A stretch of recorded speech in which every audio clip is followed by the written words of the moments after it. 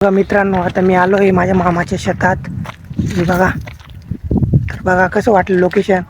तर माझ्या आता आकाशजी आहे मधून आकाशजीला आता काही जमलं नाही यायला मामाच्या इथं. तर सवडीनुसार मग मला पण कॉलेजमध्ये सुट्ट्या होत्या 2 दिवस. तर म्हटलं चला मामाच्या गावात जाऊ येऊ. तर मम्मी बी 2 दिवसापासून सांगत होती की मामाच्या गावाला जायचं आहे म्हणे. पण कसं आहे ते मला कॉलेजमध्ये कामं चालू होते माझे, अजून काही जमत नव्हतं. तर बघा भाऊ, हे माझ्या मामाचं शेत आहे. जेवढं नांगरले म्हणजे जेवढं रोटन मारलेलं आहे, नांगरलेलं आहे, जेवढं शेत आहे ते सर्व माझ्या मामाचं आहे. आणि मागं दिसतंय ही मंदराई म्हणजे माझ्या मामाने त्यांच्या गावाची देवी आहे ती. आणि समोरच आहे हे असं शेत आहे. हे असं शेत आणि लगेच समोर देवीचं स्थान आहे. तर माझ्या पाठीमागे देवीचं मंदिर आहे भाऊ, डोंगरावर आहे. आणि खूप लोकेशन खूप भारी तिथलं. आणि आम्ही जेव्हा लहान होतो तेव्हा खूप इथं मजा करायचो. खूप सगळेजण आम्ही डोंगरावर खेळायचो. आणि खूप काही काही माझ्या मामाचे मुलं काही आम्ही जेव्हा लहान होतो तेव्हा खूप एन्जॉय करायचो.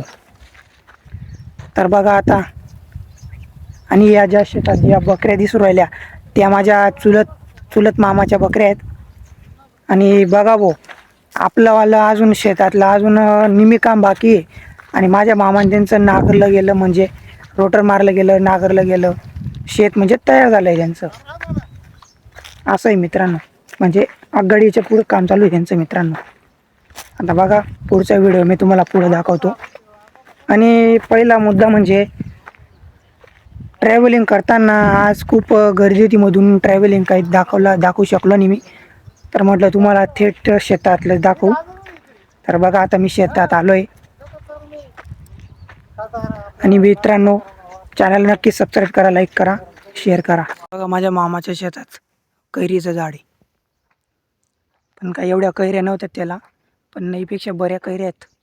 जर तुम्हाला दिसत असतील तर सांगा मला नक्की कमेंटमध्ये. तेव्हा लहान राहायचो तेव्हा या आंब्याच्या झाडावर खेळायचो. हे माझे बाबा आहेत, मम्मीचे पप्पा. हे माझे बाबा, बघा त्यांचं शेत आहे संपूर्ण.